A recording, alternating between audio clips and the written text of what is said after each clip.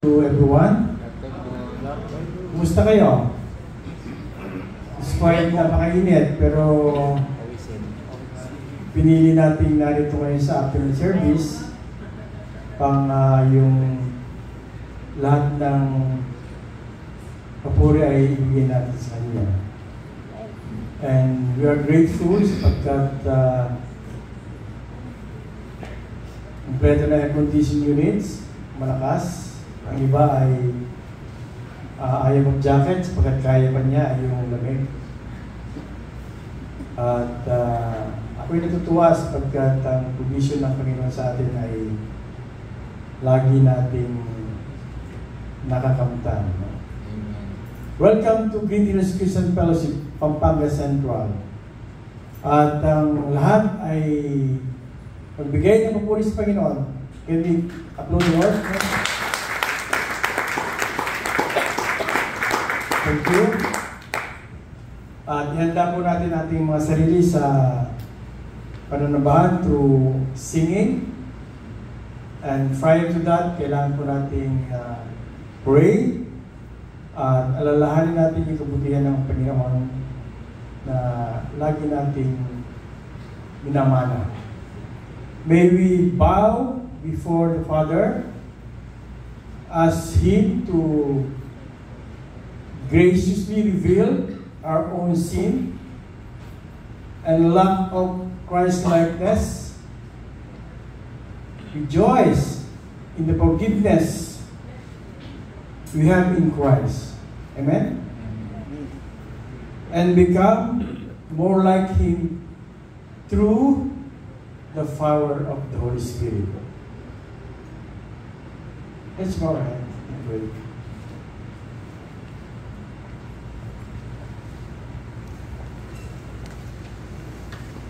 Father God, thank you for this time na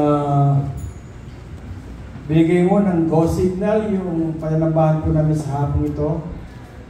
At kaharap ko ang aking mga kapatid at taglay yung desire na ibigay ang the best na papuri at pasalamat sa iyo. And we are asking your forgiving grace.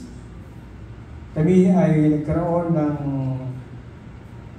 violation sa command mo, kaya kami, O Diyos, ay papakumaba sa mga sandaling ito, tumingin ng confessing our sins. Ano man po ang nagawa namin pagkakasala, Panginoon, ay bukas po sa inyong matayan. We ask that the Holy Spirit will intervene, lead us sa gagawin po namin ngayong hapon. We dedicate to you this time of song and hearing your word through our pastor, Joey Melad, and the rest of it, yung katabi ko, mga praise and worship guy ay kagabi pa ay ready na siguro sila sa kanilang gagawin ngayon. With the provision doon sa technical booth na magiging maayos yung signals and the PowerPoint that we referred days ago.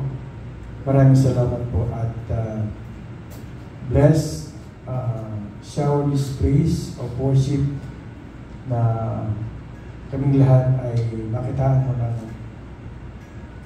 tunay na pagsamba sa iyo, O Diyos. All glory to you, in Jesus' name. Amen. May I ask everyone to please stand for the reading of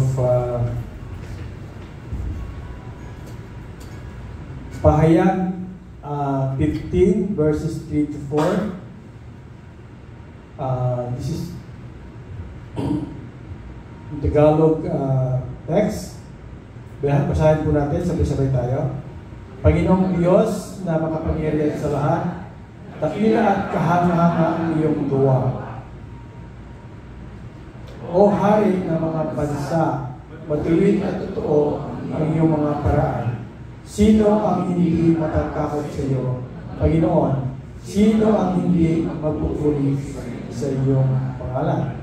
Ikaw lamang ang banal, lahat ng mga bansa ay lalapit at sasamba sa iyo, sapagkat nakita ng lahat ang matuwid mong mga gawa. Manatili po tayo in the spirit of worship, and let's hear and joyfully sing this praise and worship. Amen. Blessed Sunday, church. Let's give and offer the highest conversation. Lord, Lord, and praise you. Be glorified. Thank you for the finished work of our Lord Jesus Christ. Hallelujah.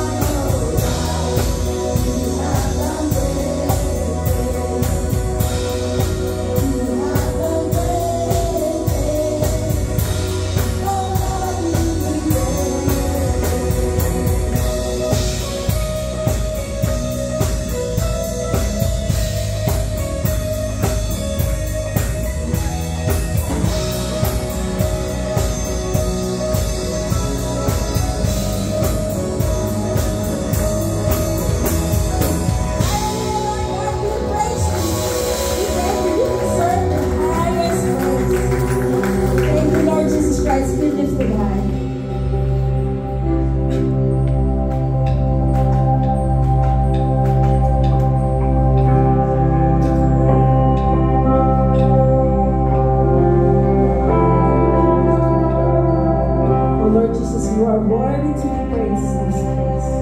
Hallelujah. Worthy of every song we could ever sing. Worthy of all the praise we could ever bring. Worthy of every breath we could ever breathe. We live for you.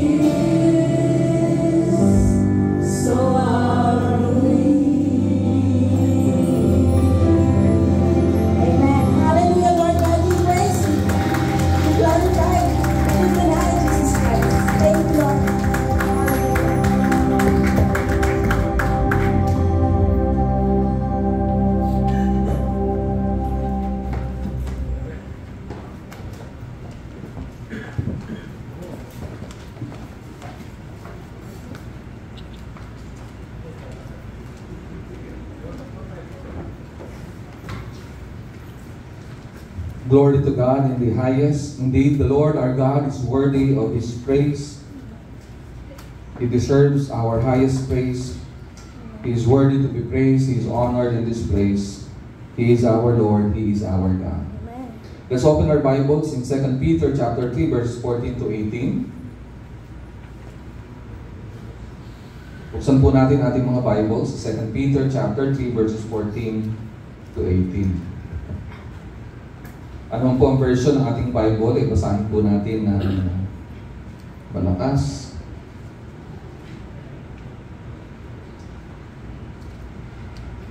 Shall we read? Therefore, beloved, since you are waiting for this, be diligent to be found by Him without spot or blemish, and at peace. And count the patience of our Lord as salvation, just as our beloved brother Paul also wrote to you according to the wisdom given him. As he does in all his letters when he speaks in them of these matters. There are some things in them that are hard to understand, which the ignorant and unstable twist to their own destruction, as they do the other scriptures. You therefore, beloved, knowing this beforehand, take care that you are not carried away with the error of lawless people and lose your own stability, but grow in the grace and knowledge of our Lord and Savior Jesus Christ. To Him be the glory both now and to the day of eternity. Amen. May the Lord bless us for the reading of His Word. Tayo po ay manalangin. Ama naming Diyos na makapangyarihan sa lahat, tunay nga po pagpalain niyo po kami sa pagbasa ng iyong banal na salita. Hiniling po namin ang banal niyong Espiritu ang siyang magturo sa amin. Tulungan niyo nga po kami hindi lamang magkaroon ng talino upang maunawaan ang iyong mga salita. Nawa magkaroon po kami ng lakas ng loob para sumunod. Mabago po ayon sa wangis ng aming Panginoong Jesucristo. Pakalinisin niyo nga po kami sa aming karumihan. Patawarin niyo po kami, Panginoon, sa lahat ng aming mga kasalanan. Ito pong aming kahilingan sa pangalan po ng aming Panginoong Jesus. Amen and amen. Maaari na po kayong maupo. Purihin po ang Panginoon kasi ito na po yung huling sermon sa ating 2 Peter sermon series na confirming our calling. Can you imagine that?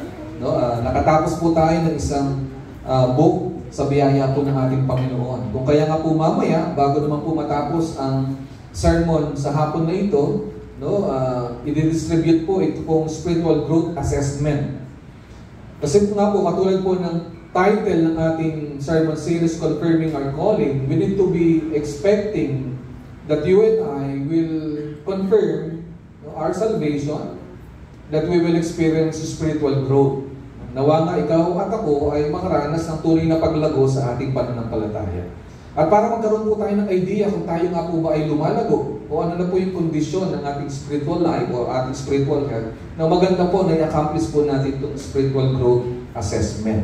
At tawa nga po, matulungan po kayo na makita ninyo kung ano na po ang stage ng inyong spiritual growth o gaano po tayo spiritually healthy. Tunay nga po, higit kailan pa man, lalo tayong ma-excite, no? Napatunayan ang ating pananampalataya sa biyaya ng ating Panginoon. Ang title po ng ating message ngayon ay Be Diligent, Spotless, Blameless, and at Peace. Be diligent, spotless, blameless, and at peace. Alam po niyo, sa mga naunang verses po sa chapter 2, verse 13 ng 2 Peter, binanggit po doon ni Peter yung mga katagang blocks and blemishes. Blocks and blemishes. Dito naman po sa ating pong binasa kanina is spotless and blameless.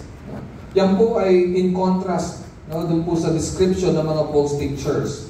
No, ang tawag sa kanila, blocks and blemishes, who defile the church and their own lives through their immoral actions and false teaching. So ito pong mga individual na ito, no, yung buhay nila na nabubuhay sila sa immorality, no, yung impluensya po ng maling sistema ng mundo na ito, yung kanila pong nararanasan. Kung kaya nga po description sa kanila ay blocks and blemishes.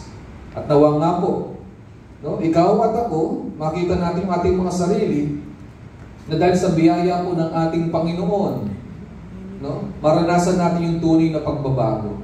Alam po nyo, kanina po umaga, hinamon ko po yung ating mga kapatid. No?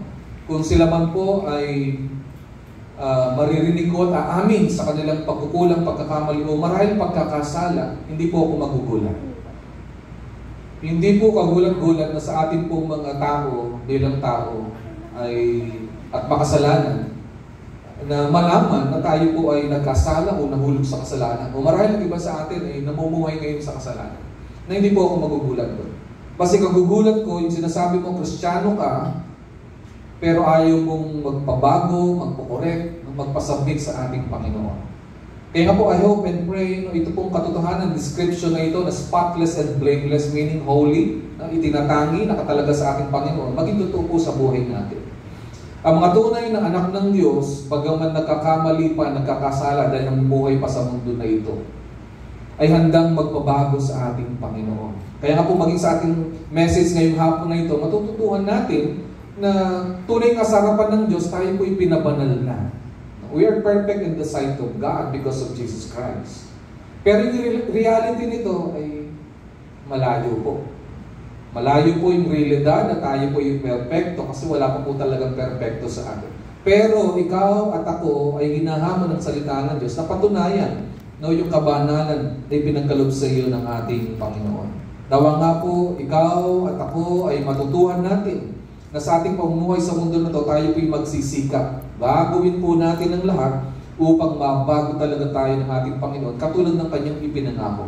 In our text today, the Apostle Peter urges believers to make every effort. No, gawin ang lahat. Gawin ang lahat para to be found holy and at peace. Dahil sa ginawang sakripisyo ni Kristo Jesus, nireconcile niya tayo sa ating Diyos Ama. Makasalanan tayo, banal ang Diyos, nireconcile niya tayo. Pinagkasundo niya tayo. Pero alam niyo po yung at peace dyan, hindi lang tayo pinagkasundo ng Diyos, ng ating Panginoong Sus sa ating Panginoong Diyos. Tinuturuan rin tayo ng salita ng Diyos na ipagkasundo natin ang ating sarili sa ating kapwa, sa ating mga mahal sa buhay, sa ating kapatid sa pananampalataya. Kaya nga po, bilang mga mananampalataya, ang ating goal ay hindi yung buhay na walang conflict. Makinig po kayong mabuti. Sa mundo na ito, hindi po pwedeng hindi tayo magkaroon ng conflict. Yan po ang realidad. Pero katulad po ng paalala ng salita ng Diyos, we should also live a life or make an effort or every effort to live at peace. So kapag may conflict, anong resolution? Makipag-ayos, makipagkasundo. And emphasizing the importance of growing in grace and knowledge of our Lord and Savior Jesus Christ. Now, in anticipation of His return and the coming of the new heavens and earth. Now, ang motivation natin, kaya tayo mamumuhay na may kabanalan, tayo makikipag-ayos una sa ating Panginoong Diyos kung tayo man ay nagkakasala o may pagkukulang sa buhay. At kung tayo may conflict o meron mga hindi pagkakasundo o may pagkakasala sa bawat isa o ikaw ay na-offend ko, nasaktan kita, nagkaroon ng strain ng ating relation, makipag-ayos ako sa iyo. Hindi lamang yung lumago tayo sa ating buhay ng biyaya ng ating Panginoon. Ang ibig sabihin, maranasan natin talaga siya. Hindi lang sa salita, kundi sa ating mga gawa, sa ating mga buhay. At ganoon din po ang ating kaalaman. Lalo pong lumago, pagkakilala kung sino nga ang ating Panginoong Jesus. Yamang inaasam-asam natin alin ang kanyang pangako ng bagong langit at bagong lupa. Pag-isipan po natin itong ating mga soul-searching questions. So what specific areas of your life need to be addressed to reflect a more holy and Christ-like character? Sigurado po kung meron po tayong area sa buhay natin na kailangan pagtuunan ng pansin. No? Mga bahagi ng buhay natin na hindi natin rini-reflect o hindi nakikita sa atin ang kabanalan ng ating Panginoon. Yung karakter ni Jesus hindi natin hindi nakikita sa atin. Maging tayo mismo hindi tayo kumbinsido. Higit lalong iba. At higit sa lahat, ang ating Panginoon. Tayo po ba'y aware kung anong areas ng ating buhay ang kailangang mabago at mabigyan ng pansin, mapagtuunan ng pansin? How can you actively work towards a life that is holy, meaning spotless and blameless in God's eyes and in the eyes of others? So dalawa pong laging bagay yan. No? tayo po ay maging banal, spotless and blameless, hindi lang sa harapan ng Panginoon, kundi sa harapan ng bawat isa. Pag naririnig natin yung word na blameless, na hindi ibig sabihin ito, perfecto ka na. No? Ang totoo niyan, pag ikaw ay in-accuse, no, para maging blameless ka, kailangan yung accusation sa iyo ay hindi siya mag-i-stand. Kaya anong paraan para hindi mag-stand yung accusation sa atin? Kaya may 1 John 1:9. We need to confess our sins. We need to admit that we are wrong. We need to confess our sins so that we can experience God's forgiveness. And when we have sinned against one another, we need to confess and repent so that we can receive as well forgiveness. At dalawang bagay nga yan, sa mata ng Diyos at sa mata ng bawat isa sa atin.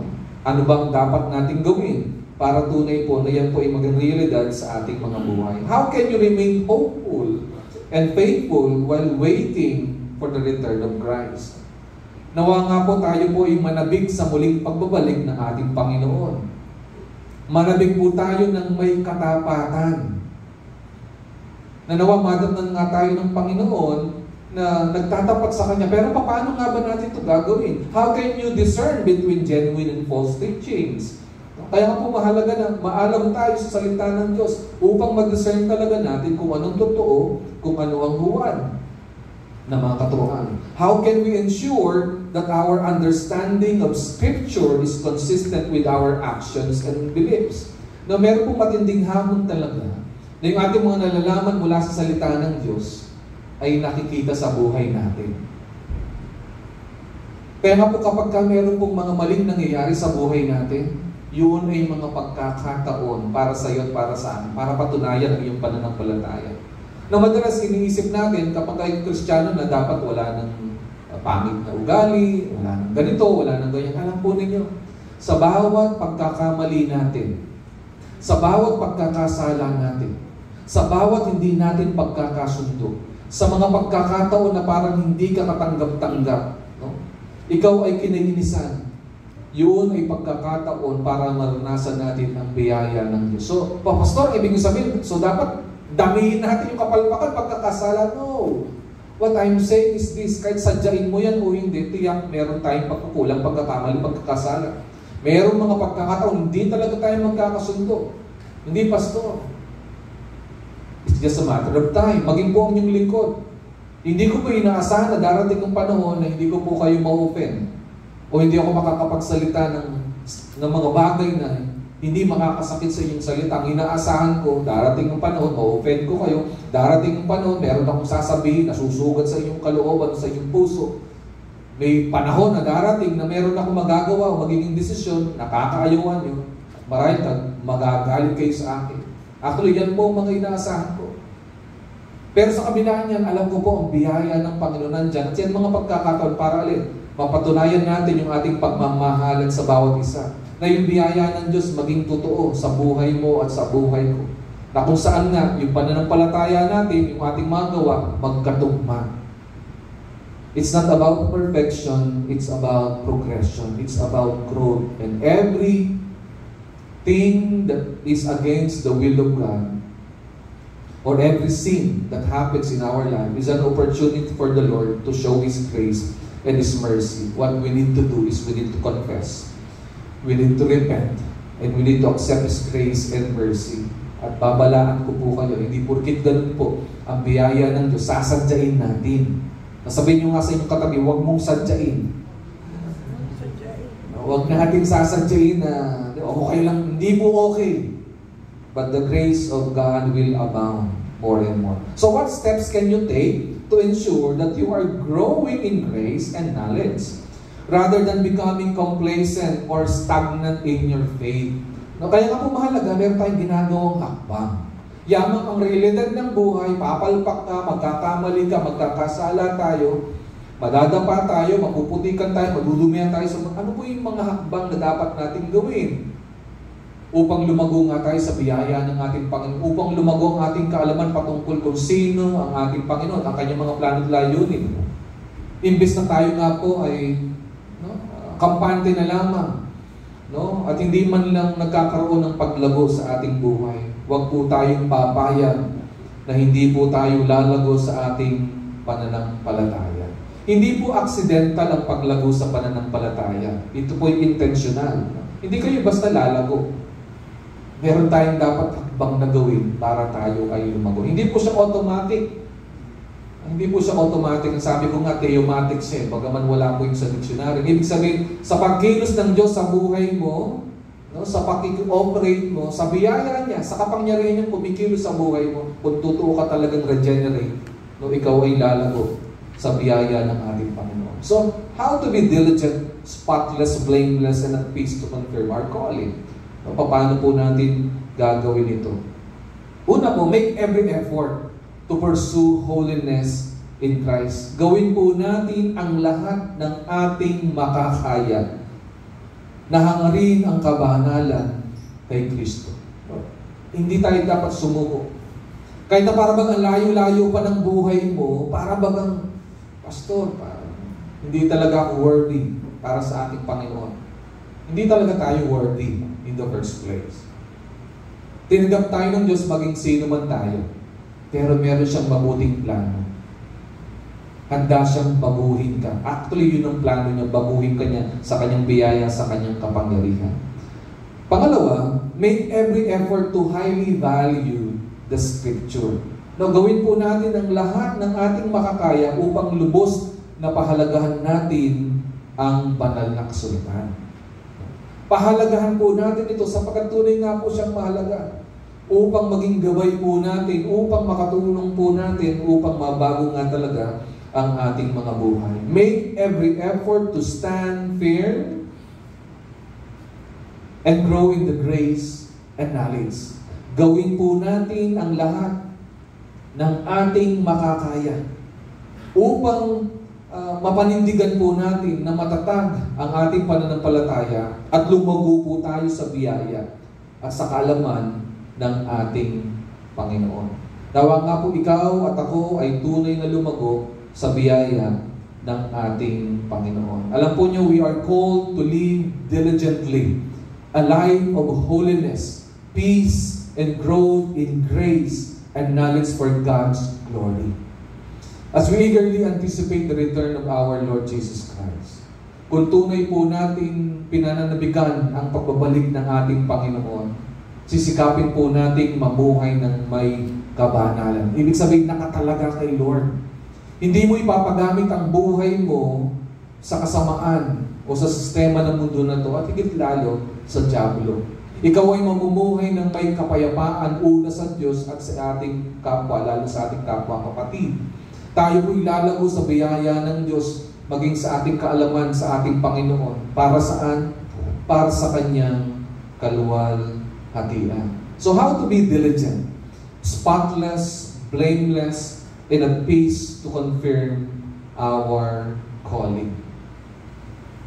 Let us make every effort to pursue holiness in Christ. Gawin po natin ang lahat ng ating makakaya upang hangarin ang kabanalan ni Kristo. So dapat meron tayong gagawin.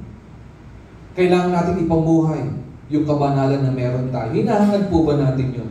You know what? To pursue holiness in Christ as urged by Peter in 2 Peter 3:14, believers should make every effort.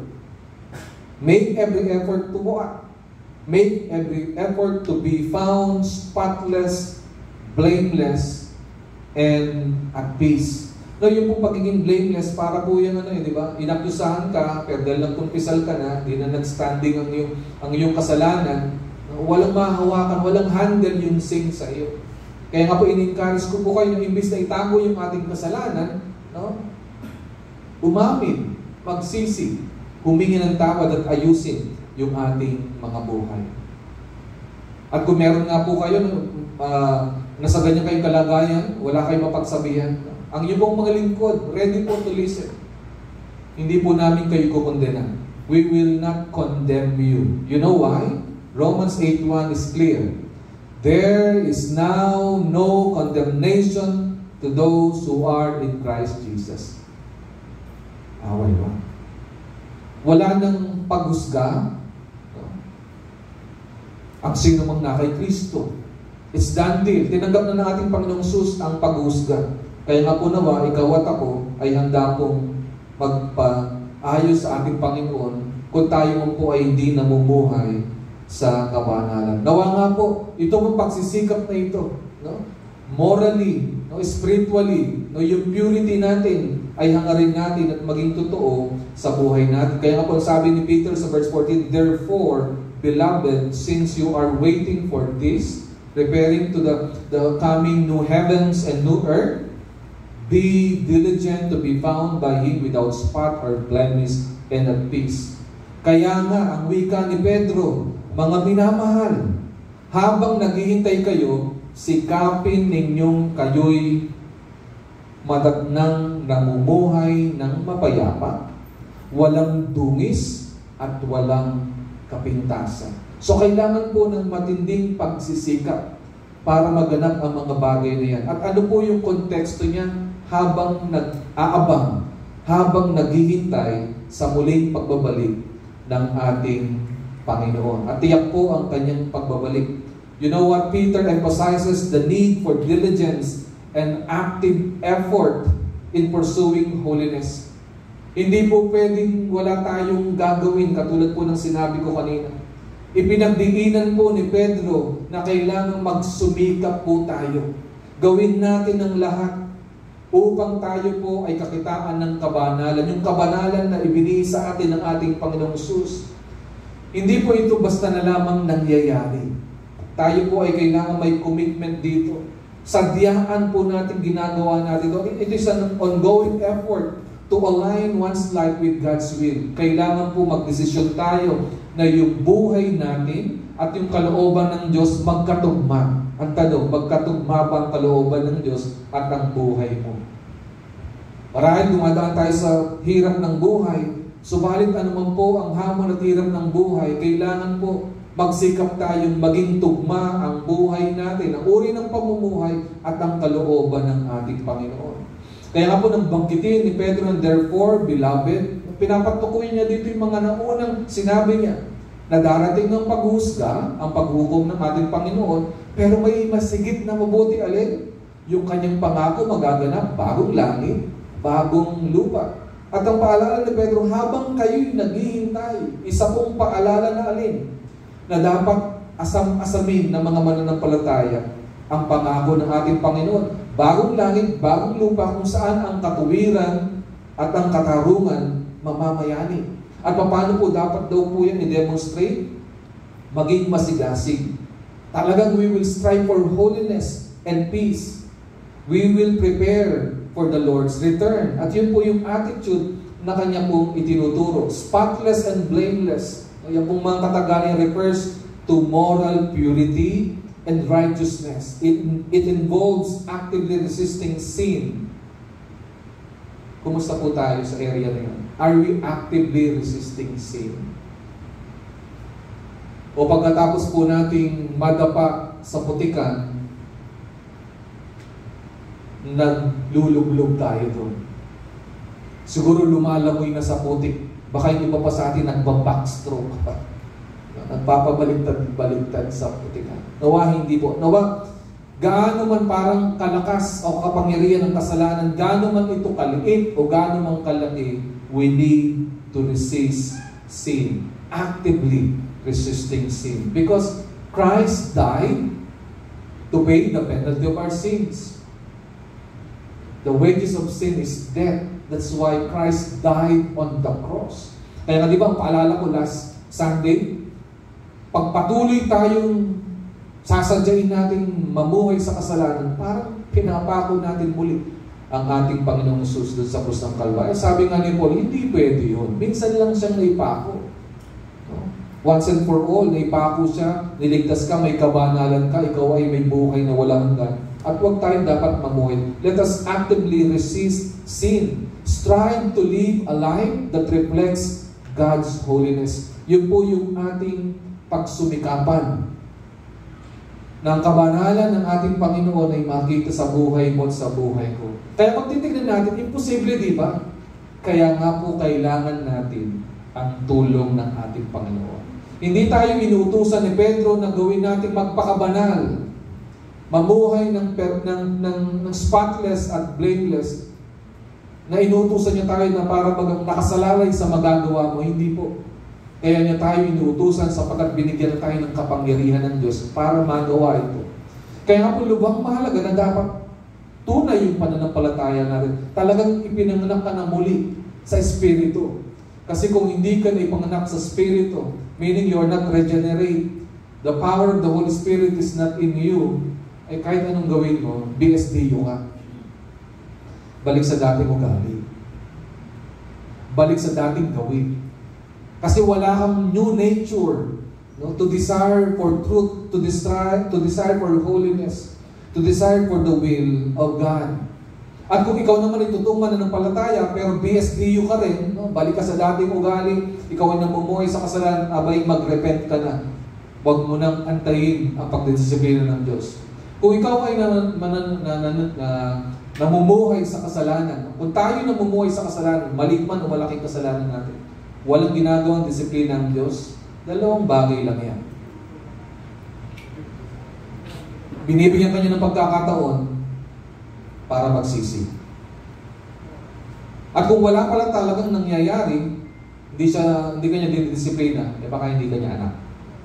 Para lang yan, di ba? Yung anak ng kapitbahay mo na nagwawala. Sino dito ang dinidisiplina yung kapitbahay, yung anak ng kapitbahay na pag nagwawala? Di ba? Wala kang pakialam doon. Kasi anak yun ng kapitbahay mo. Unless ka mag-anak mo. Ganun rin po ang ating kalagayan. Kung tunay kang anak ng Diyos, no, tayo'y namumuhay sa kasalanan, didisiplinahin ka niya. Kung hindi ka pa niya dinidisiplina, binibigyan ka niya pagkakataon para magsisi. At kung wala ka talagang disiplina, baka hindi ka anak. So, mas pangit na sitwasyon yun. So, let's ask for God's mercy and grace. At binanggit pa dyan yung at peace nga, no? We need to pursue peace because peace is essential. Pursuing peace is essential. This includes maintaining peace with God through forgiveness and reconciliation, as well as striving for peace with others, meaning resolving conflicts. Resolving conflicts. As well as striving for peace with others, resolving conflicts, and practicing restraint.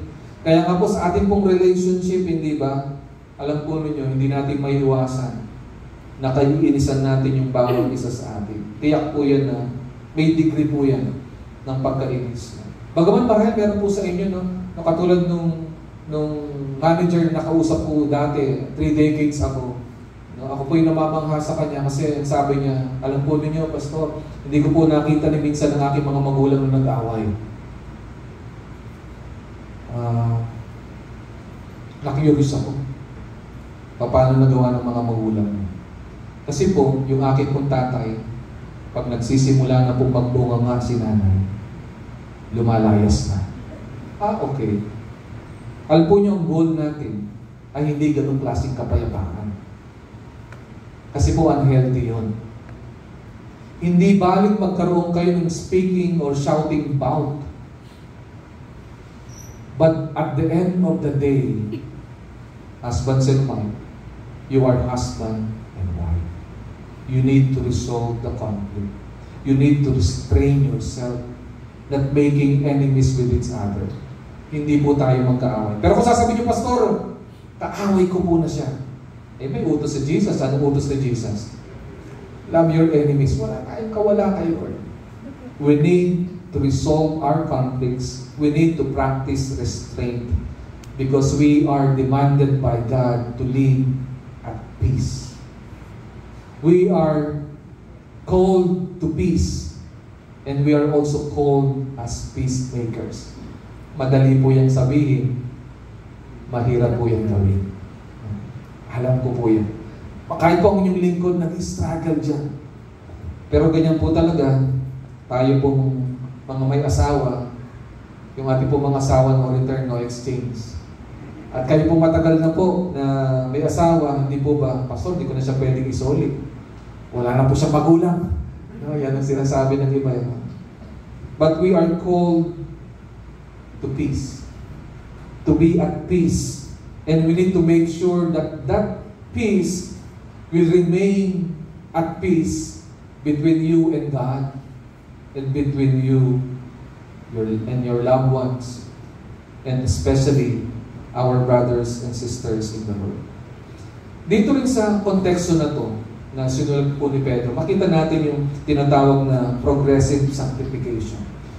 Pero tingnan natin yung contrast ng dalawa. Meron kasi tinatawag din pong definitive sanctification. Ito po yung mula sa Ligonier.org. Ang sabi po, while definitive sanctification is a once for all act of God in breaking the bondage of sin in believers' lives, progressive sanctification is the ongoing work of God's grace, whereby the Holy Spirit enables the regenerate to put sin to death more and more in their lives.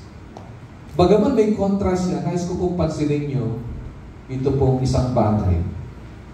Whether in our definitive sanctification, who is at work? The Lord. It is once for all an act of God. Sa progressive sanctification, meaning ongoing process of being sanctified or being changed or spiritually growing in the Lord. Kaninong work? It is also the work of God's grace. At binanggit po dyan yung term, napaka-crucial po doon. No? Yung dalawang bagay. Una, yung Holy Spirit. Yung enablement ng Holy Spirit. At yung sa pong bagay, regenerate. Kasi nga po, ikaw at ako kailangan mabuhay sa Espiritu. Kung patay ka sa Espiritu, talagang kahit anong gawin mo, hindi ka talaga magbabago. At sabi po sa Westminster Shorter Catechism, sanctification is the work of God's free grace, whereby we are renewed in the whole man after the image of God. Please take note of the whole man. It's not, hindi po siya partial. Yung buong pagkatao mo ang binabago ng ating Panginoon. And are enabled more and more to die unto sin and live unto righteousness. Yan po yung plano ng Diyos, pero hindi nyo po napapansin sa ibang scripture passages. We are commanded to die to sin. To kill the sin. Diba? Yun po ang sinasabi ng salita. Sa ibang aspeto, sinabi ni Paul, ihubad na natin yung luma nating pagkatao. At nawa nga po ikaw at ako maging totoo sa ating pagbabago sa buhay. We must understand the goal of progressive sanctification is conformity to the image of Jesus Christ. Yun po yung goal.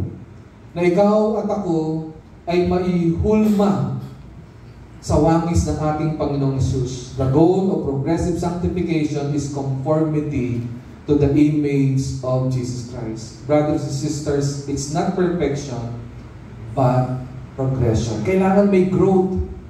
No? While believers are not yet perfectly holy in this life, they are striving for greater holiness as they walk with Christ.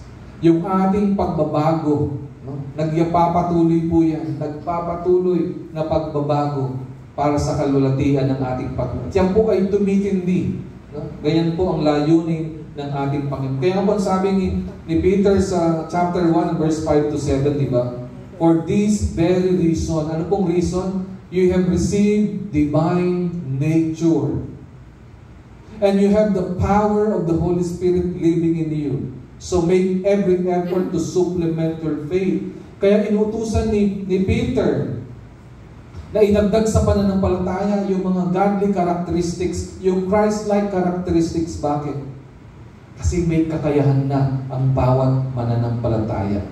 God granted to us His precious and very great promises so that through them, you may become partakers of the divine nature.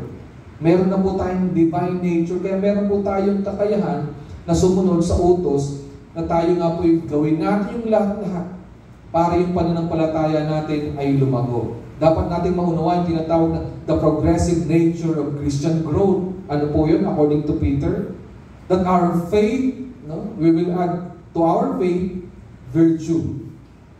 Virtue with knowledge.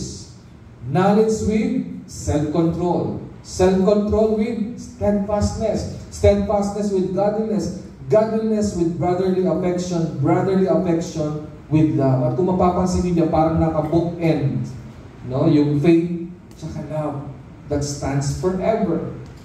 No, sa madaling salita, mga kapatid, spiritual maturity is a gradual process. Kaya let us be patient, no, sa mga sarili natin. Kasi unti-unti tayong binabago ng ating Panginoon. Bagaman totoo po, meron pong ilan sa atin, parang ang bilis niya talaga lumago sa buhay niya. Pero alam po niyo kung sino yung mga tao niya. Yung mga taong talagang nakasuko ng todo-todo yung buhay nila kay Lord. Sila yung sumusunod sa salita ng Diyos. Sila hindi nagdadalawang isip. Dahil sinabi mo ito, Lord, gagawin ko. Kahit mahirap man sa akin. Kahit masakit sa aking damdamin. Kahit nagtatalo yung aking kalooban. Kahit hindi ko sa feel. Speaking of hindi ko feel, alam po niyo ang pagsunod sa Panginoon na hindi about the way we feel. Minsan iniisip natin, Pastor, kaya ayaw ko pong gawin. Kaya ayaw ko pong magpatawad. Kasi hindi ko naman po feel. Ang feeling ko talaga, gusto ko siyang sunugin. Gusto ko po siyang pagpira-pirasuhin. Paano po siya papatawarin, Lord? We must understand, to obey the Lord is a decision. It is a choice, regardless of what we feel. Especially forgiveness. Kaya nga, di ba, nung nakapako sa krus si Jesus Christ, ano ba sinisigaw ng mga tao? Mag-Holy Week na. The first statements of Jesus Christ, di ba? Father, forgive them, for they do not know what they do. Kaya ka muna, meron bang sumigaw doon ng isa na, Lord, patawarin niyo kami. Meron ba? According to the scripture, ang sinisigaw nila ay mockery kay Jesus. Pinagtatawanan siya. Kung ikaw talaga ang Mesyas, bumaba ka dyan. Nagliligtas ka ng iba, ba't hindi mo iligtas ang iyong sarili? Nagpapagaling ka, gumagawa ka ng maraming milagro, mag-milagro ka ngayon. Hinahamak nila si Jesus. Pero anong mga unang mga salitang namutawi sa kanyang mga labi? At by the way, speaking about feelings, sa palagay ninyo, tumutuwa si Jesus na nakaano doon. Na sinasabi niyo, Father, forgive them. It's not about what we feel. It's about the instructions of the Lord. And on that cross, Jesus Christ magnanimously demonstrated the character, the very character of a gracious God.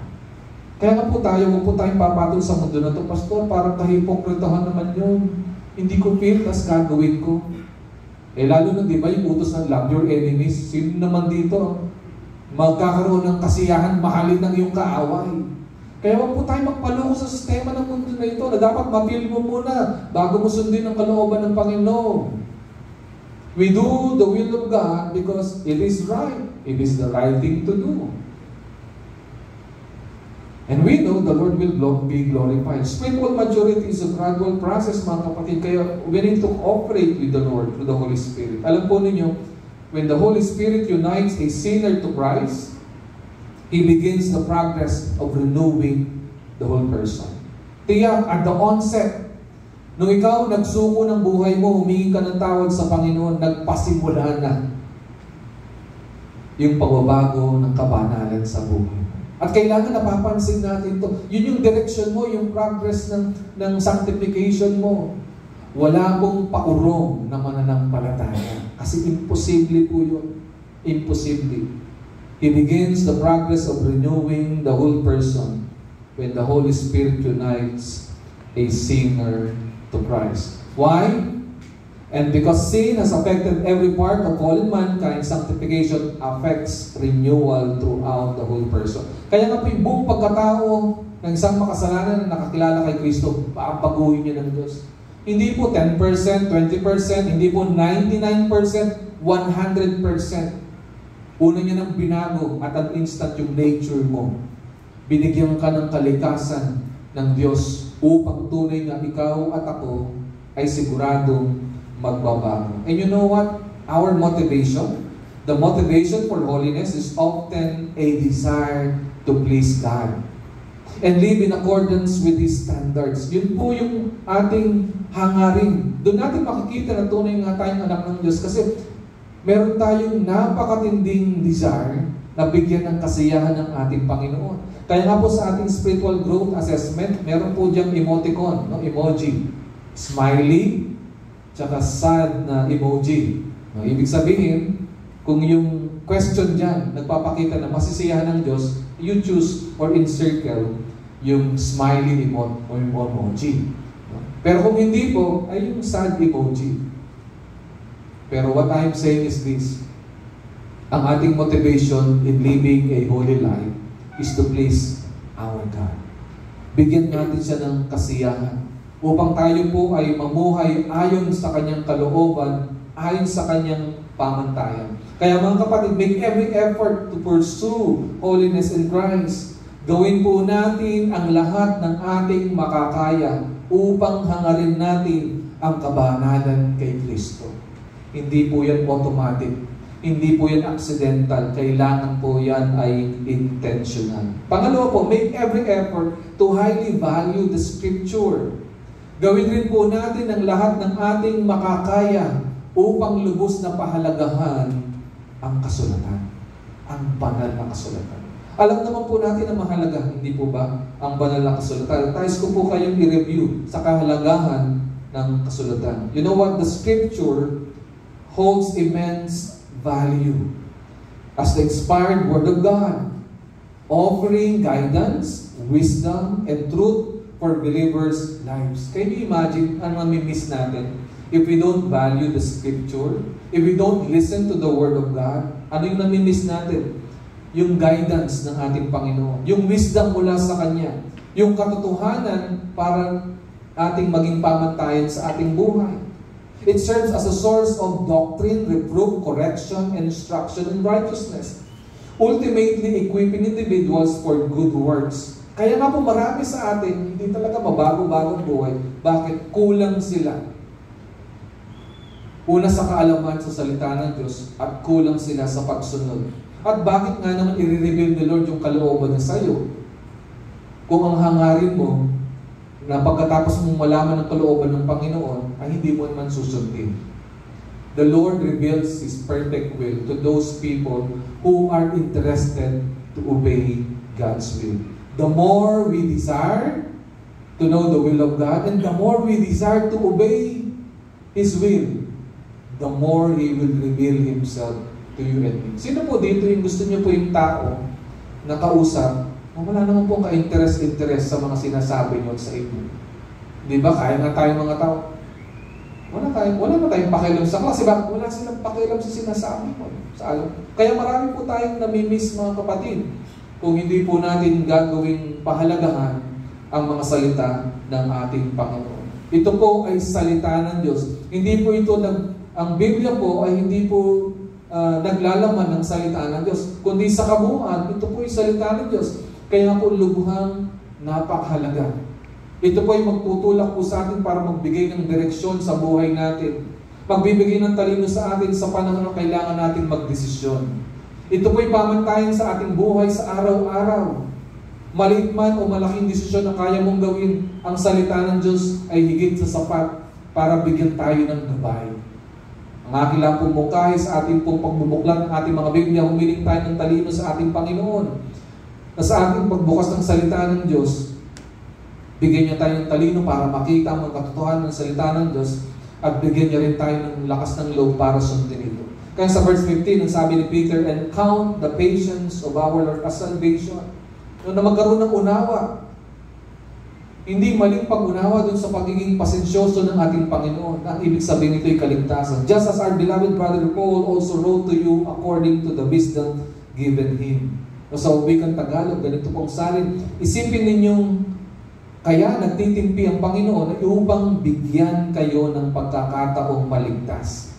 Iyan ang isinulat sa inyo ng kapatid nating si Pablo. Meaning, yung isinulat ni Pedro patungkol sa kaligtasan, sinasabi ni Peter, ay ganun din naman ang isinulat daw po ni Pablo. Taglay ang karunungang kaloob sa kanya ng Diyos. Dito po ina-affirm ni Peter si Paul. Gusto ko pong i-repress ang inyong memory. Kung meron nung pong pinakamatindi na naka-open kay Peter, si Paul yun. Renecord po mismo sa salita ng Diyos sa Galatians. Publicly, aba itong si Pablo, abay katapang-tapang, renebuke niya, kinorek niya si Peter sa harapan ng maraming madla. kayo po, kung kayo po ipahiya, ituwid kayo sa harapan ng maraming nakakarinig, anong gagawin niyo? Hindi ba kayo magwawala? Ganun po yung experience po ni Peter. Pero nakita po natin kababaan ng loob niya. Hindi siya nagtanim ng galit. Hindi po in-explain ng scripture, no? Ano po yung, how did Peter take yung ganung offense. Kasi nakaka-open yun, di ba? Kahit napamali ka bakit naman publicly? So nag-violate ba si Paul sa standard ng scripture? Hindi. Kasi maliwanag sa scripture at maraming isinulat si Paul doon at maging si Peter na ang mga leaders, pag nagkakasala, nagkakamali, publicly talaga yan, rinireview. At kahit pa nga ipahiya, ang purpose. The scripture is clear. So that people will not follow their examples. Kaya nga tinanggap po yun ni Peter, kaya nga po dito ina-appear niya itong si Paul. Ini-encourage niya. Una, to see yung basis ng Panginoon is salvation. Pangalawa, ini-encourage niya yung mga readers niya na yung mga sinulat ni Paul ay salita din ng ating Panginoon. Kaya nga po sabi sa verse 16, as he does in all his letters when he speaks in them of these matters, there are some things, listen carefully, there are some things in them that are hard to understand. Pero kung ibang interpretation nila dyan, parang kinikriticize ni Peter si Paul, kasi mahirap daw intindihin niya yung sinulat. Pero alam po yung statement niya, it should give us comfort. Bakit po? Kasi maski si Peter umamin siya na yung salita ng Diyos na sinulat ni Paul, merong mahirap intindihin. Di ba yun po ang ating, yan po yung madalas nating naranasan. Pastor, hindi ko po, nahirapan po akong intindihin ito. Pero gusto ko pansinin yun, sabi niya, there are some things in them that are hard to understand. Hindi niya naman sabihin, impossible to understand. So dapat magbigay ito una ng comfort sa atin, magbigay rin sa atin ng inspiration na alin, we need to be diligent to study well. Kasi meron mga passages sa scripture na hindi nga naman madaling maintindihan. Kung si Peter nga apostle ni Lord, umamin, hindi siya madaling intindihin yung mga ibang isinulat niya. But nonetheless, ang paturing po ni Peter dyan, mga salita. At ito po yung warning. Ano po yung kasunod? Which the ignorant and unstable twist to their own destruction as they do to the other scripture. At dahil nga meron mga mahirap daw intindihin na bahagi ng scripture na sinulat si Paul, yung mga false teachers, ano po, the scriptures sa ignorant and stable, what they do, they are twisting it. Para bagang binibigyan nila ng pakahulugan yung salita ng Diyos na nahirapan silang intindihin para ayon sa mga immoral nilang klase ng buhay. At ang warning ni Peter, to their own destruction. Sa lahat ng sulat niya tungkol sa paksang ito, sa paksa ng pangako ng Diyos, na paghukom at pag-asa ng kanyang mga pangako. At sabi po ni Peter, ganito ang lagi niyang paalala. May ilang bahagi sa kanyang mga sulat ay mahirap unawain. Yan po pag-amin ni Peter. At binibigyan ng maling kahulugan ng mga mangmang at magugulo ang pag-iisip. So kung meron palang mga mangmang at magugulo ang pag-iisip, sila daw po yung nagbibigay ng maling kahulugan. Alam po niyo, sa ating panahon, mapalad po tayo. Bakit po? Marami na pong translations at version ng scripture. Minsan inisip natin, Pastor, di ba dapat meron lang isa? Para mas okay? Alam po niyo, favor po sa atin yun. Bakit po? Kasi yung mga maraming translations, pag binasa niyo po yan, yung mga translations yan, at magkakatulad po yung kanila pong pagkasulat, ang ibig sabihin po, kaya po magkakatulad yan, yan na po yung malinaw na mensahe ng salita ng Diyos. At kung saan naman po, parang may variation, may pagkakaiba-iba yung pagkasulat. Yun naman po yung area na sinasabi ni Peter, na medyo mahirap siyang intindihin. Kaya kahit yung mga Bible scholars, parang may variation, may pagkaiba-iba sila. Kaya po mahalaga na alam natin kung sino, kung saan tayo pupunta na tamang tagapagturo. Pero ang warning ni Peter, yung mga taong yung mahirap unawain, binabago nila, binibigyan ng kahulugan para alin? para konsintihin yung mali nilang pamumuhay, yan daw po yung dapat nating iwasan.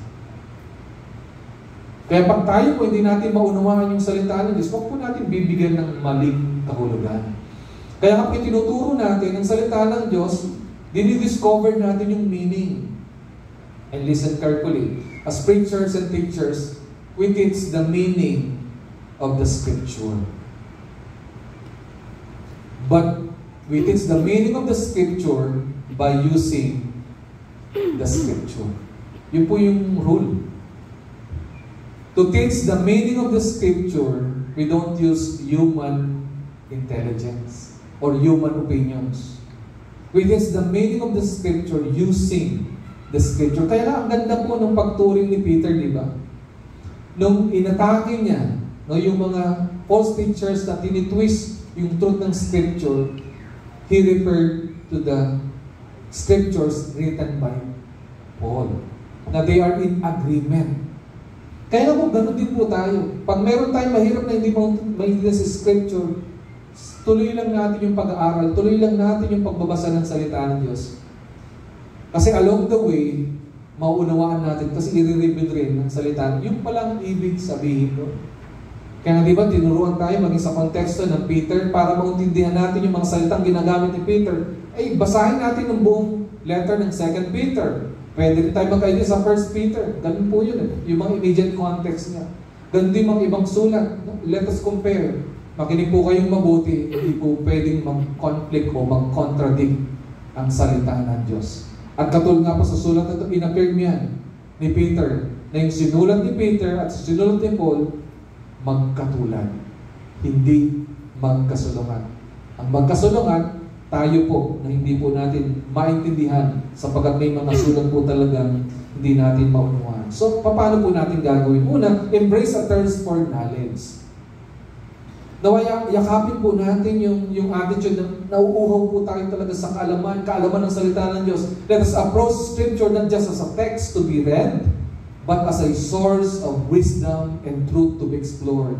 Dapat tayo po excited dahil ito po hindi ordinaryong Biblia. Sino po dito ang alam o binabantayan po ninyo yung oras ninyo sa oras na binugugol nyo po sa inyong Facebook? Alam nyo ba na meron pong sistemang Facebook, si Meta, para malaman kung ilang oras kayong gumugugol sa Facebook? Kung hindi nyo pa po alam, you're exploring Facebook. You can click how many hours you're spending sa Facebook. Sabi nila, madalas daw 4 hours eh. Karamihan 4 hours. And I believe yung iba, scholar po sila sa Facebook. Hindi lang 4 hours, mas marami pa. No? Pero ito pong aking mungkahi. If we can spend 4 hours sa ating social media sa Facebook, pwede bang hatiin natin yung oras na yun? Kung kaya nga natin pwedeng buong oras eh. Instead of using Facebook, let us face the book. Let us face the book. Because on this book, we can read the wisdom of God, the character of God, the perfect plan and purpose of God that can give you direction sa iyong buhay. Let us embrace a thirst for knowledge. Na hindi tayo nagbabasa ng salita ng Diyos para may quiet time lang. Para hindi ako paluin ni Lord. No. Engage the Word. Because as we engage the Word, we are engaging the Lord. Let us engage in active reading. Don't just passively read. Actively seek to understand the context, the author's intent, and how the passage relates to other parts of Scripture. Sa simula po talaga, mahirap kasi we need to maintain a discipline. Pero pag nagkaroon ka ng kasanayan, matututo po tayo. And you don't have to study on your own. Let us seek guidance and clarification. Engage in Bible study groups. Pagkatapos po ng afternoon worship service natin, meron po kami small group. If you happen to be available, if you want to join, you are welcome po. Yung Home Builders Care Group po, meron namin. No, engage in Bible study groups. Seek out pastors or teachers with a deep understanding and use resources like commentaries to deepen your comprehension. Meron po na mga resources na pwede natin puntahan o pagtanungan para maunawaan po natin, no, yung katotohanan ng salita ng Diyos. Andiyan po si Pastor Boy. Sabi ko nga po, hanga-hanga po ako kay Pastor Boy eh. Bakit po? Sabi ko, ang lakas niya parang lakas ng teenager. Kasi kaninang umaga po, nandun siya sa GC Pampanga South sa bagong venue. Bagaman naligo po siya ng pawis doon, hindi man siya sinipon eh. Pero bago po siya nag-preach kaninang umaga, magkakasama po kami niya si Chairman mo. May board meeting po kagabi. Pero salamat sa Panginoon, maaga tayo natapos, Chairman mo, di ba? Dati po kasi naabot kami ng 11 ating gabi. Pero kagabi, before 10, if I'm not mistaken, natapos kami. But what I'm saying is this. Meron tayong mga lingkod, handang magpagod, maglingkod para magturo. Pinahangaan ko po ang ating most senior Supreme Pastor na si Pastor Boy. Kasi at his age, he is using all of his strength to serve the Lord, to teach God's flock in GC Pampanga family. So let us seek guidance and clarification. Of course, we will not claim, di ba, Pastor Boy, that we know everything. Pag tinanong nyo kami na talagang hindi rin namin alam, ang sasagot namin sa inyo, hindi pa kami na-inform dyan, tutulungan ka namin ma-discover anong ibig sabihin yan, pag-aaralan namin. Pag na-discover namin, babalikan ka namin. We don't claim that we know everything, but nonetheless, let us seek guidance and clarification. What else? Let us apply the Word in daily life. Live out the principles. Don't just study the Word, but actively apply its teachings in your daily life, in your relationships, and in your interactions with others. I-apply po natin ang mga salita ng ating Panginoon sa buhay natin. Kailangan po natin ipabuhay yung mga prinsipyo. The biblical principles that we learn from the Scripture should be practiced in our daily lives. What else? Let us practice the teachings. Make every effort to embody the values and principles found in the Bible. Na yung mga godly characteristics, dapat i-base natin yan araw-araw. That's the way we apply the Word in our daily life. What else? Be a reflection of Christ. Meron nga po nagsabi, may mga tao na hindi talaga nakakapagbuklat ng Bible. Pero marahil ikaw yung Bible na pwede nilang basahin sa bawat araw ng kanilang buhay. If we reflect the characteristics of Jesus Christ, then our lives can be of service to others. Let us allow our lives to be a testament to the power and transformative nature of the gospel. Nawa nga po makita ng mundo, hindi ka man perfecto, dahil perfecto ang Diyos na sinamba mo, yung pagbabago sa buhay mo, nagpapatuloy. At kung ikaw man ay nadadapa, nagkakamali, ikaw ay nagpapakumbaba. Hindi ka tulad sa mundo, sila na nga nagkasala, sila pa yung mayabang. Sila pa yung nagkukubli sa kanilang mga kasalanan. O yung iba, nilalantad ng kasalanan, pero sila pa yung nagyayabang. Kaya nga po, let us resist the misinterpretation and false teachings. Be discerning. How can we do that? Let us be aware that Scripture can be misinterpreted and distorted, and be cautious of teachings that contradict its core message. Kaya nga po dapat alam po natin mismo ang salita ng Diyos. Nais ko po kayong inform sa ating po pagsisimula ng bagong sermon series, kasi ito na po yung pagtatapos ng 2 Peter. After the Holy Week, meron po tayong bagong sermon series sa 1 Timothy. Hindi na po namin ipa-flash sa screen yung para sa ating scripture reading. Kasi napapansin natin, kahit sabihin natin, let's open our Bible, let us read together aloud, hindi po nagagawa ng marami sa atin. So that we can practice engaging with the Scripture, we're encouraging you to bring your own Bible, whether hard copy or digital. Pwede naman po yung sa cellphone. Bakit po ganun? Basta parang napaka-traditional mo naman. Diba? Ang hangarin po ng yung mga lingkod, tayo po magkaroon ng disiplina na mismo tayo, na bubuklat natin ang Biblia, nakikita natin ng personal yung salita ng Diyos, at masanay tayo sa pagkakasunod ng salita ng Diyos. Alam po ninyo, sa panahon natin, bagaman yung technology talaga naglipanan na yun, masyado pong yung informasyon, yung kaalaman ay laganap na. Pero marami pong Kristiyano ignorante. Maski yung pagkakasunod-sunod ng mga books ng Bible, hindi na po master, hindi na po wala. Kaya minsan nag-joke po ako, di ba? Buksan po natin sa ganitong book, ganitong chapter. Sinasabi ko po, yan po ay tiyak niyong matatagpuan sa pagitan ng Genesis at Revelation. Ilang bang books ang meron ng Bible from Genesis to Revelation? Di ba 66? Pero umamin po tayo, di ba? Maging kami nga mga lingkod ng Diyos, di ba? Pag mula nagkaroon ng digital, di na kami medyo na-challenge na rin eh. Minsan nakakalimot na rin kami, kaya we need to make an intentional discipline to open our Bibles. Nawa, suportahan niyo po kami. Na sa ating pong church, we will engage with the Scripture and we will see for ourselves what is the Word of God. Why? So that we can resist misinterpretations and false teachings. So that we can develop discernment. What else? Let us pray for understanding. In seeking guidance, now as we open the Scripture, let us pray for understanding. Ask God to open our eyes and mind to the truth of His Word to guide us in its interpretation.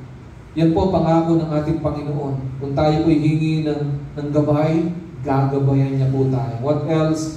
Trust in God's wisdom. Recognize that true understanding comes from God's Spirit, not just human effort. Ang talagang tagapagturo po natin ay ang banal na Espiritu ng ating Panginoon. As we seek God's guidance, let us give Him the glory. Yun po yung pinaka-bottom line. We want to glorify the Lord. Let us acknowledge that all wisdom and understanding come from God and give Him praise for the knowledge He reveals. Kaya nga po mga kapatid, gawin natin ang lahat ng ating makakaya upang lubos nating pahalagahan ang banal na kasulatan. Let us make every effort to highly value the Scripture. Can I hear amen? Amen. Finally. Salamat po sa amen na yan. Finally. Let us make every effort to stand firm and grow in the grace and knowledge. No, gawin po natin ang lahat ng ating makakaya upang manindigan na maging matatag sa ating pananampalataya, lumago sa biyaya at kaalaman ng ating Panginoon. Dito po hinahamon, pinapaalalahan, binibigyan ng diin ni Pedro. Binabalaan niya yung mga mananampalataya na huwag patangay sa mga maling katuruan. Ang paano po niya sinabi yun? You therefore, beloved, knowing this beforehand, take care that you are not carried away with the error of lawless people and lose your own stability.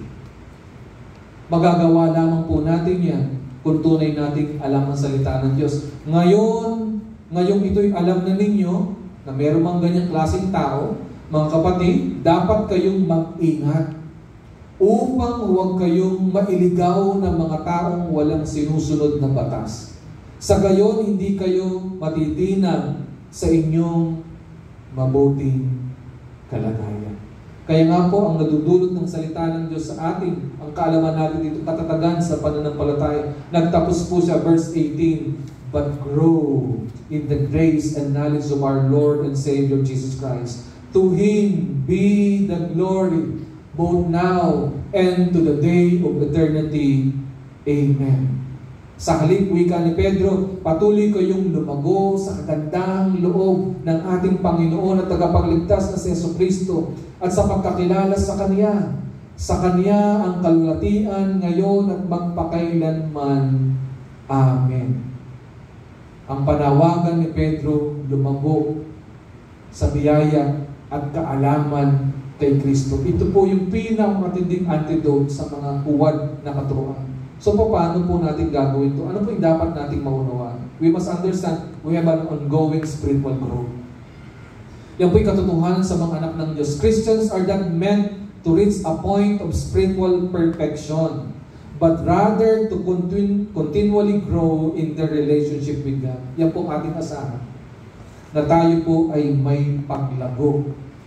Huwag tayong papayag na hindi lalago sa ating pananampalataya. We have a deepened relationship with Christ. This growth involves both experiencing God's grace and increasing in knowledge of Jesus through His Word and through prayer. Kaya nga, we are not spending time to pray and engaging with the Word, reading, hearing, meditating, studying, memorizing, applying the Word of God, how can we grow? How can we deepen our relationship with God?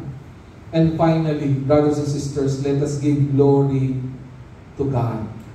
As we grow in grace and knowledge, we should respond by giving Him glory, honor, and praise. At ito na po yung pinakarurok ng ating pagnanais. Bakit tayo mamumuhay ng may kabanalan? Bakit natin papahalagahan ang banal na salita ng Diyos? Bakit po tayo magsusumikap na lumago sa biyaya at kaalaman ng ating Panginoon upang siya po'y ating malulhati? Make every effort to stand firm and grow in grace and knowledge. Gawin ang lahat ng iyong makakaya upang manindigan ng matatag at lumago sa biyaya at kaalaman. Tunay po tayong pinapaalalahanan ng salita ng Diyos na bantayan natin yung ating pananampalataya sa maling katuruan. So how to be diligent, spotless, blameless, and at peace to confirm our calling? Shall we read together aloud? Make every effort to pursue holiness in Christ. Next, make every effort to highly value the Scripture. Make every effort to stand firm and grow in the grace and knowledge of God. The Scripture tells us, let us give our all. Let us do everything to grow in the grace and knowledge of our Lord. And we grow in the Lord intentionally, not accidentally. Spiritual growth requires diligence. You and I needs to make every effort to grow spiritually. Magbabakas po ako sa mga paalala ni Paul sa Philippians at Galatians. Ganito po ang sabi niya. Pwede niyo po akong samahang basahin. Therefore, my beloved, as you have always obeyed, so now, not only as in my presence, but much more in my absence, work out your own salvation with fear and trembling. For it is God who works in you, both to will and to work for His good pleasure. Who is working? God. Ano nung description ni Paul? Both to will and to work, sa ibang translation, and to act for His good pleasure. Meaning, in the sovereignty of God, for the pleasure of God. Nagpatuloy po si Paul, do all things without grumbling or disputing, that you may be blameless and innocent children of God, without blemish in the midst of a crooked and twisted generation, among whom you shine as lights in the world, holding fast to the word of life, so that in the day of Christ I may be proud that I did not run in vain or labor in vain. Hindi niyo po nakita yung pagkakahawig ng mga words na ginamit ni Paul at saka ni Peter. Lastly, Galatians 2:20.